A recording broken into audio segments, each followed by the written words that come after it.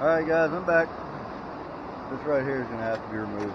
But, got it just sitting in here right now for the time being. But, what I want to show you is that the intercooler is mounted. Alright, I basically hooked it right to the sport bar. Drilled some holes.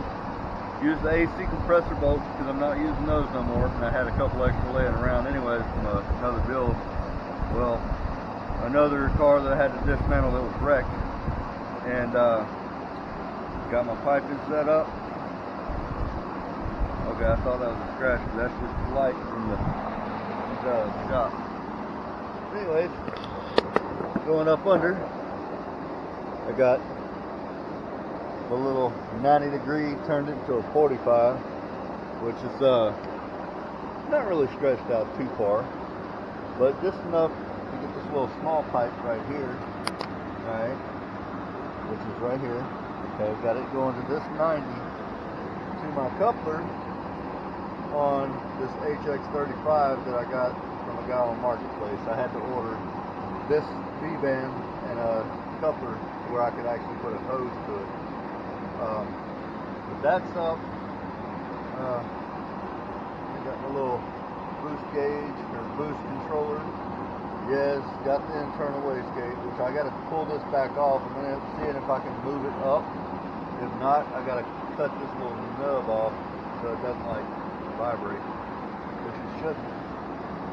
It's on there. Got it running here. All right, all the way around. I got to repaint it. Got it a little scratched up on the install. Got this running up.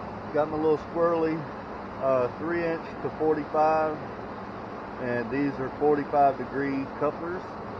Got them off of Amazon actually. They're MA Performance. Pretty good. Didn't cost too much. I ended up ordering two. I think they were like $18, $19 a piece. They came with clamps, so I've got plenty of damn clamps left. Got my blow-off valve right here. I'm going to have to move this so the vacuum hose will stick out this way. And it's close, but it's in. Then the other problem I've got to worry about is trying to get this. I'm going to have to drill a hole, and hopefully I can use the grommet and it won't build up too much boost pressure to blow this out, because that would suck going down the highway. But I'm not going for no massive horsepower, you know, maybe like 280 to 300, somewhere around there, because this is a stock block. I mean, it's been refreshed with some new rod main bearings and new piston rings, oil compression rings, all that stuff. But it is getting the Skunk 2 intake with a 70mm block throttle body. It's getting 550cc injectors, a 320 liter per hour AEM E85 compatible fuel pump. Which, if I end up doing that, I'm gonna put the AEM fuel rail on here, and I'm gonna redo a fuel line in and a fuel line out with AN fittings. And but for right now, I'm going to keep stock fuel. This should work, you know, set up with the Skunk 2 intake. And if it don't, then oh fucking well, I tried. But anywho, I went ahead and test fit the wheel back on just to make sure that when I turned it, I wasn't going to, you know, come anywhere close to here.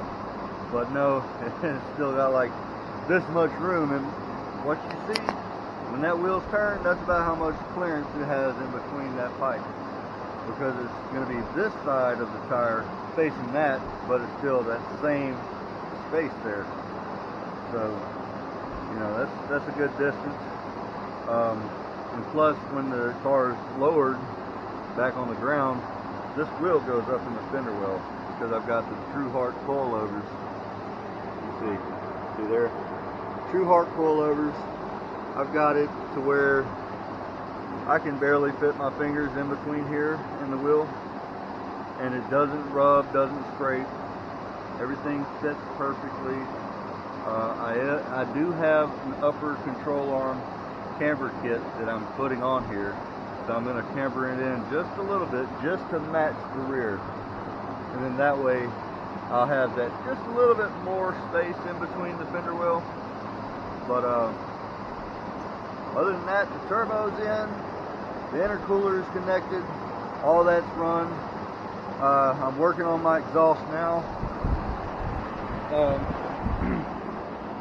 I want to get the exhaust fitted up. Pardon my welds, if you can even see them. They look like crap.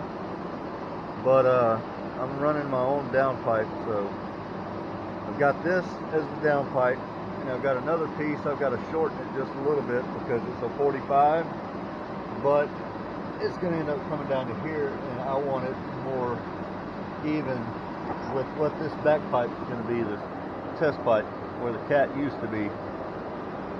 I've got a new flange to weld on, got a flex pipe to weld on, and then that 45.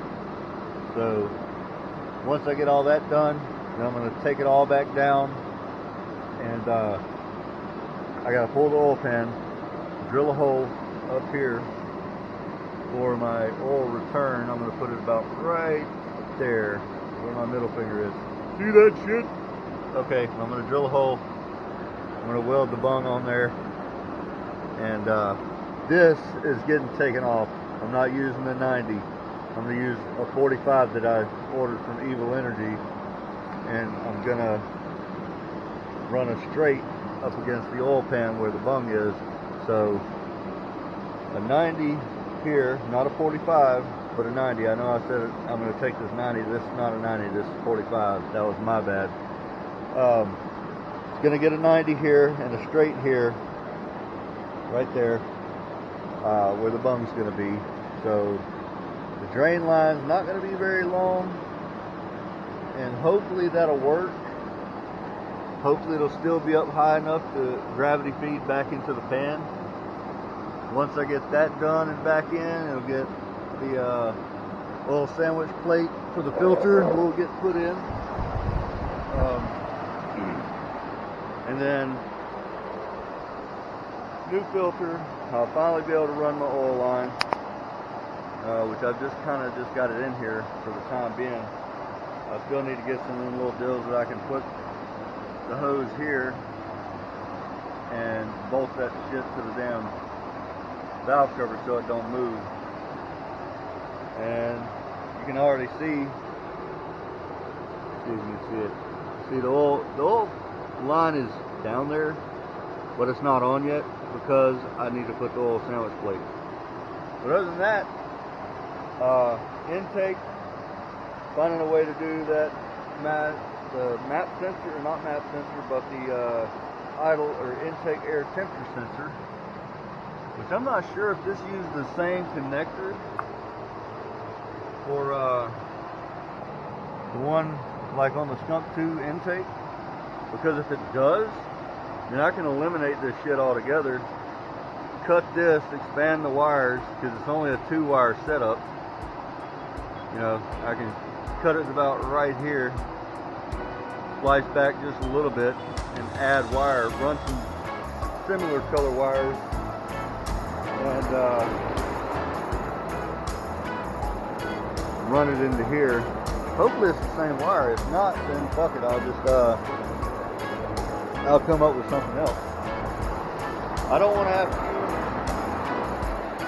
like GM idle or intake air temperature sensor. You have to weld a bung to the intake pipe, which I've seen people do that before. I don't want to go through all that. If I have to, I will. And then as far as that, then I have to run my what the hell is that stuff called? I can't think. Wideband, got to put a bung in here for the O2. So I'll probably put it about right here somewhere. Weld the bung onto there, then bolt that O2 sensor up, and probably run the wires around or run it through into the dash, and then run power to it, and then hook up all my gauges. But pretty much, I mean, intake, oil sandwich plate, and oil lines, return, and feed will have to be done. Got to pull the back seat, do the fuel pump. Got to finish my seats, which I haven't finished those yet. I still have to cut the brackets off of these because this was too far out. I got my chipped and not yet tuned computer. It does have a base map on the chip that I ordered. The guy went ahead and hooked that up for me. So I got it plugged in. I did turn it over to see if it would crank. I let it run for like 3 seconds. But without the air temperature sensor, it won't stay running. It's plugged in, but it's not getting any air to it. So it kind of defeats the purpose. But other than that, I'm going to call it a wrap for this video. Hopefully the next one will be an update with the car actually running. I know I'm going to do a dyno video on the day that I take it to go get it tuned, which will probably be in the next few days. But bear with me on the videos. I'm taking a little bit more time than I need to, but I do have 2 little small children. I have to take care of them, make sure my son does the schoolwork, and that's about it, man. And other than that, that's the start of the job. Just hopefully it'll work out good. I'm praying at least. But other than that, y'all have a good rest of your week. Today's Monday. Y'all stay safe. Peace out.